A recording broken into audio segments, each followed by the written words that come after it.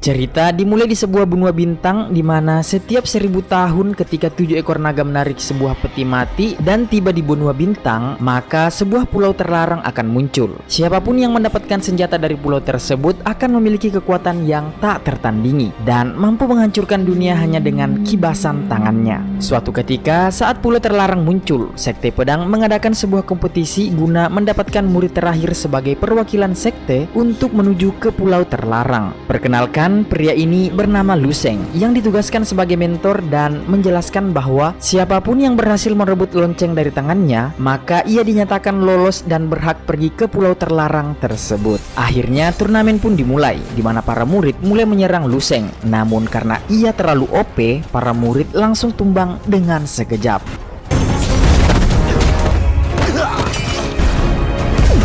Dengan kekuatan bayangan, Guixiao berhasil menangkap Lu Sheng, namun dengan mudah ia kembali terlepas dari jurus Guixiao.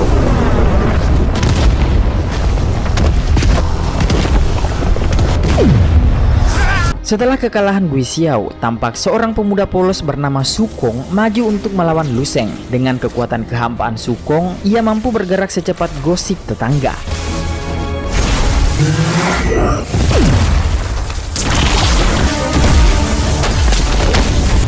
Setelah pertarungan singkat Su Kong, ia mampu membuat lonceng yang berada di tangan Lu Sheng terlepas. Melihat adanya kesempatan, ia mencoba mengambil lonceng tersebut, namun dengan kekuatan Lu Sheng, lonceng tersebut mempunyai kesadaran dan pergi menuju ke sebuah desa. Guixiao dan Su Kong yang melihat itu segera menuju ke desa. Guixiao dengan kekuatannya mulai memporak-porandakan desa. Sedangkan Su Kong sendiri terus mengejar lonceng dengan sekuat tenaga. Ketika Su Kong hampir mendapatkan lonceng itu, ia sempat melihat bocah yang hampir tertimpa oleh gerobak akibat kekuatan Guixiao. Melihat hal tersebut, Su Kong pun segera menyelamatkan bocah tersebut.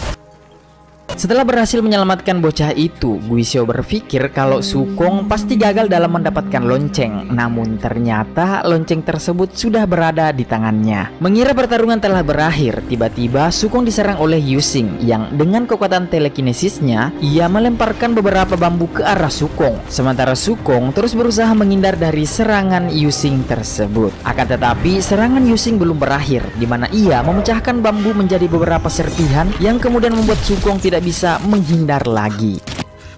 Akibat serangan tersebut, Su Kong terpaksa kehilangan lonceng yang berada di tangannya. Di tempat lain, setelah selesai menjadi mentor, Lu Sheng bertemu dengan abangnya yang bernama Lu Xiu. Kemudian mereka berdua menghadap ke ayahnya, yang lalu sang ayah memberikan Lu Xiu sebuah pedang warisan leluhur sebagai bekal memasuki pulau terlarang. Bersamaan dengan itu, tampak jelas sekali kalau perlakuan ayahnya terhadap Lu Xiu membuat Lu Sheng sedikit cemburu.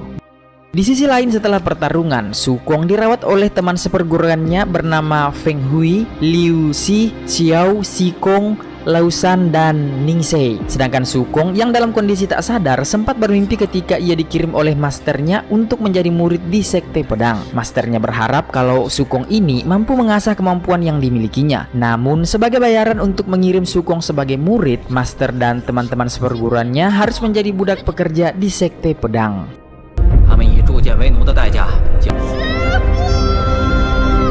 Sementara itu, Sekte Pedang dan Sekte Yusi tampak bekerja sama akan mengirim murid-murid terbaiknya untuk pergi ke pulau terlarang. Dengan meletakkan sebuah batu akik di sebuah altar, satu persatu murid dari Sekte Yusi dan Sekte Pedang dikirim ke pulau terlarang.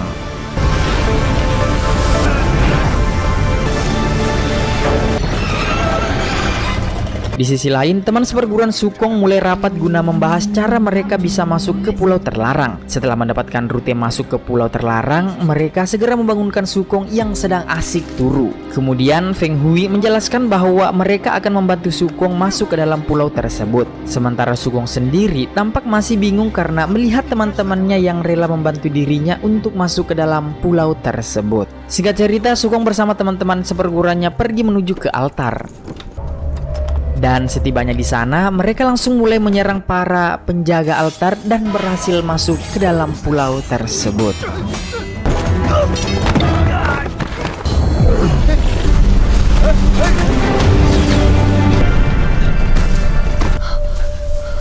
Setelah tiba di atas pulau, Sukong dan teman-temannya mulai menyusuri pulau yang kemudian tak sengaja mereka mendapati beberapa mayat yang berserakan. Rupa-rupanya mayat tersebut merupakan ulah dari Lu Xiu yang ingin menyingkirkan para pesaingnya untuk mendapatkan senjata pusaka. Lu Xiu yang juga melihat Sukong dan teman-temannya di sana kemudian memberikan kesempatan pada mereka untuk menghindar dalam 3 gerakan ilmu pedangnya. Jika mereka berhasil kabur dari gerakan tersebut, maka Lu Xiu akan membiarkan Sukong dan teman-temannya untuk pergi.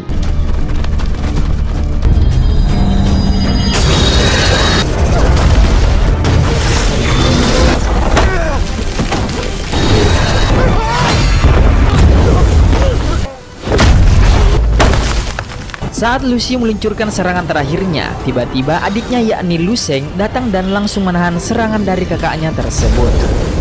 Kemudian Lu Sheng lalu menyuruh Sukong dan teman-temannya untuk pergi. Setelah Sukong and the Gang pergi, pertarungan antara kakak beradik ini pun dimulai.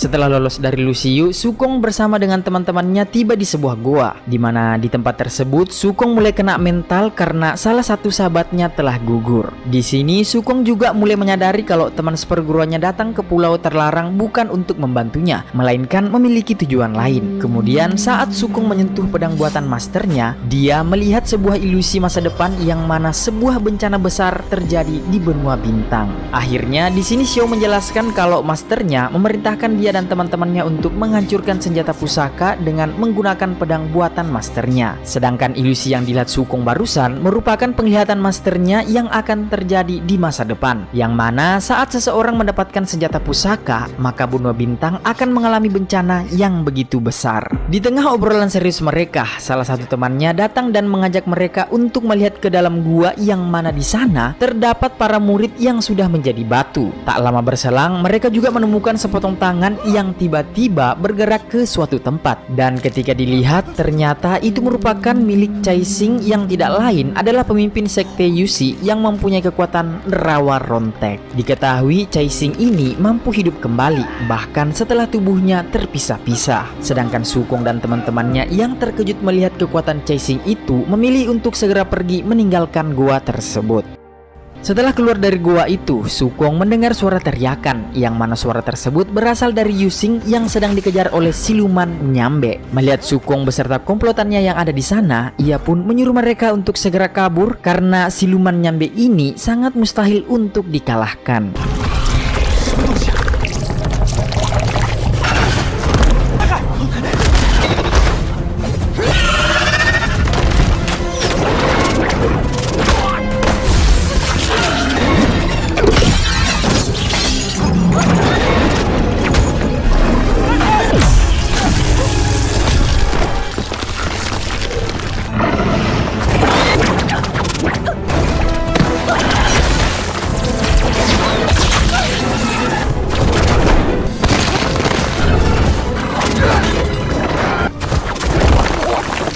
Setelah pertarungan yang begitu sengit, Sukong dengan kecepatannya mengambil pisau peninggalan gurunya dan berhasil menumbangkan siluman tersebut.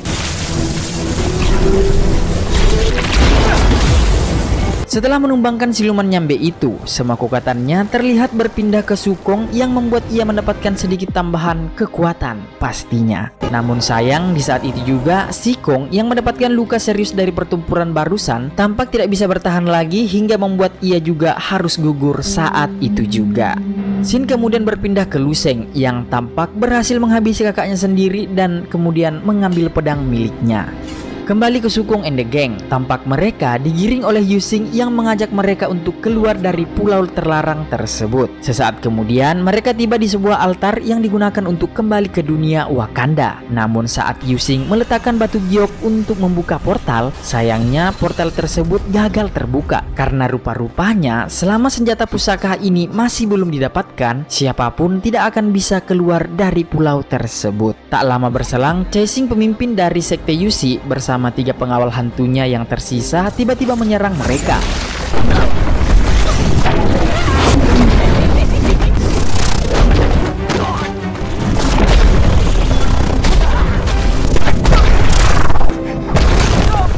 Setelah pertarungan singkat mereka, Sukong dan lainnya berhasil ditangkap oleh para pengawal Caixing. Namun ketika hendak dieksekusi, Sukong mencoba bernegosiasi dengan Caixing, yang mana ia menawarkan untuk bekerja sama dalam menemukan senjata pusaka. Dan setelah senjata pusaka ditemukan, maka pertarungan akan dilanjutkan untuk menentukan siapa yang berhak mendapatkan senjata pusaka tersebut. Sebelum Caixing membuat keputusan, tiba-tiba segerombolan siluman nyambe tampak mulai berdatangan. Melihat banyaknya siluman di sana, mereka semua pun memutuskan untuk segera kabur.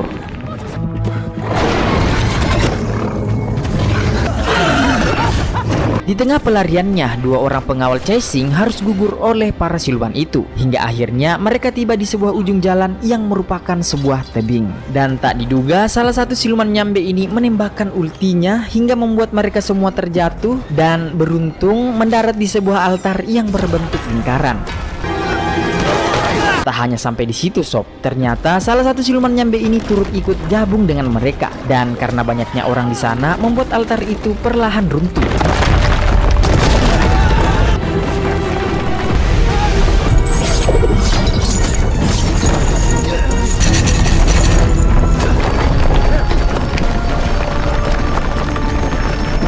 Di tengah situasi sulit itu, Sukong tiba-tiba kembali teringat dengan perkataan gurunya yang mana ia diminta untuk mempelajari ilmu kehampaannya yang dinilai akan begitu dahsyat ketika ia memiliki tekad untuk melindungi orang-orang yang dia sayangi. Dan setelah memahami perkataan dari gurunya dahulu, Sukong dengan penuh keyakinan mengeluarkan jurus kecepatannya yang mana dirinya menyelamatkan semua rekan-rekannya di sana termasuk Caixing.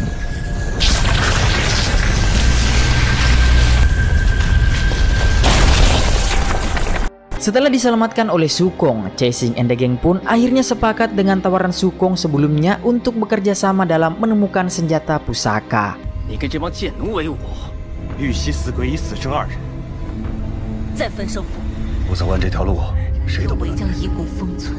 Akhirnya mereka pun tiba di sebuah makam tempat di mana senjata pusaka tersimpan. Namun sayang, pintu makam tersebut tidak bisa dibuka. Sampai akhirnya salah satu pengawal Caixing tiba-tiba tumbang yang ternyata dia diserang oleh Lu Sheng yang juga telah sampai di sana.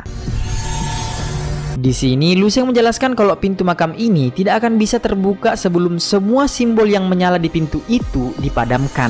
Dan cara memadamkan simbol tersebut yakni dengan menghabisi mereka yang ada di sana. Rupa-rupanya alasan Lu Sheng membiarkan Sukong kabur saat melawan Lu Xiu adalah agar Sukong dan lainnya bisa dijadikan bahan untuk membuka pintu makam tersebut. Dan sekarang hanya tersisa dua simbol lagi yang harus diredupkan. Dengan pedang yang didapatkan setelah menghabisi Lu Xiu, Lu Sheng pun mulai melancarkan serangannya.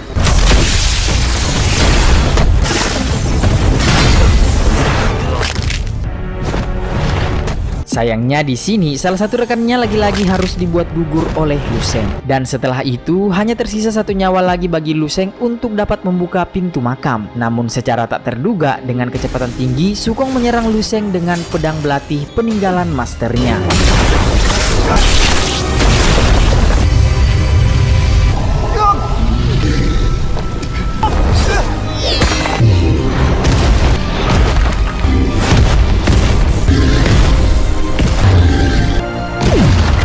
Bersamaan setelah tumbangnya Sukong, pintu makam pun langsung terbuka dengan sendirinya. Xiao yang tidak ingin menyanyiakan pengorbanan Sukong dengan cepat masuk ke dalam makam. Sedangkan Yu Xing mencoba menahan Lu Xiu dengan kekuatannya. Akan tetapi dengan mudah ia melepaskan diri dan segera menyusul Xiao.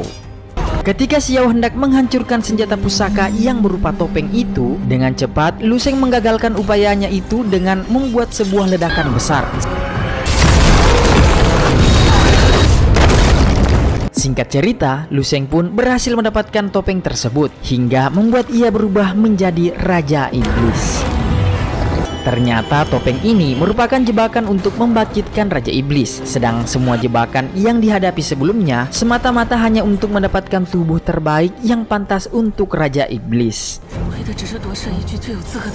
Setelah kebangkitan Raja Iblis, semua siluman nyambe yang ada di pulau tersebut tiba-tiba berkumpul dengan dibarengi pulau terlarang yang mulai runtuh dan akan menghantam benua bintang.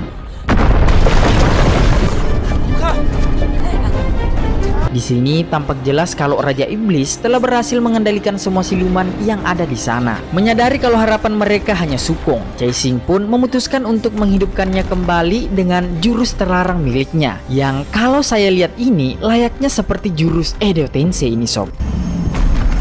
Di luar pulau, pemimpin sekte pedang memerintahkan seluruh muridnya untuk membuat sebuah formasi pedang guna menahan jatuhnya pulau terlarang.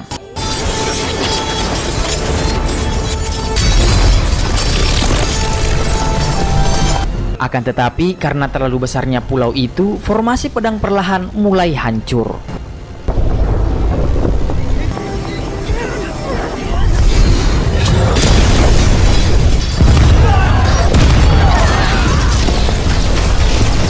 Di sisi lain, Yusing yang kesulitan menahan siluman nyambe memutuskan untuk menghancurkan jembatan guna memberi sedikit waktu pada Caixin dalam menghidupkan Sukong. Sementara Sukong sendiri yang berada di alam bawah sadarnya tampak berada di tempat entah berantah dan bertemu dengan sosok pria misterius yang rupanya tidak lain adalah Sukong sendiri yang telah menjadi maharaja di 1000 tahun kemudian. Singkat cerita, sang maharaja memberitahukan kepada Sukong bahwa ia mempunyai kekuatan baru berupa kecepatan yang mampu membuka ruang dan waktu. Dengan sedikit pencerahan yang didapat, Sukong pun memutuskan untuk kembali ke dunia nyata demi melindungi teman-temannya dan seluruh penduduk benua bintang. Setelah Sukong kembali hidup, ia segera menyelamatkan Xiao yang hendak diserang oleh para siluman nyambe dengan membawanya turun dari pulau terlarang, sementara dirinya kembali terbang ke atas dan menghentikan jatuhnya pulau terlarang. Sukong pun kembali ke dalam pulau terlarang dan menghabisi siluman nyambe di sana.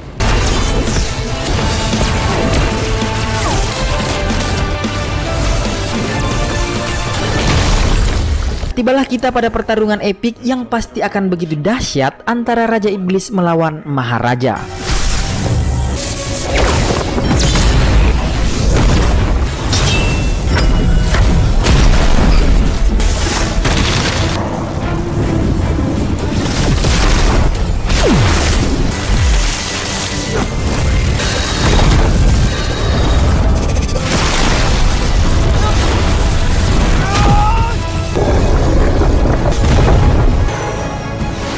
Karena dirasa sulit mengalahkan Raja Iblis, Sukong lalu membuka ruang waktu dan mengirim Raja Iblis ke 1000 tahun kemudian.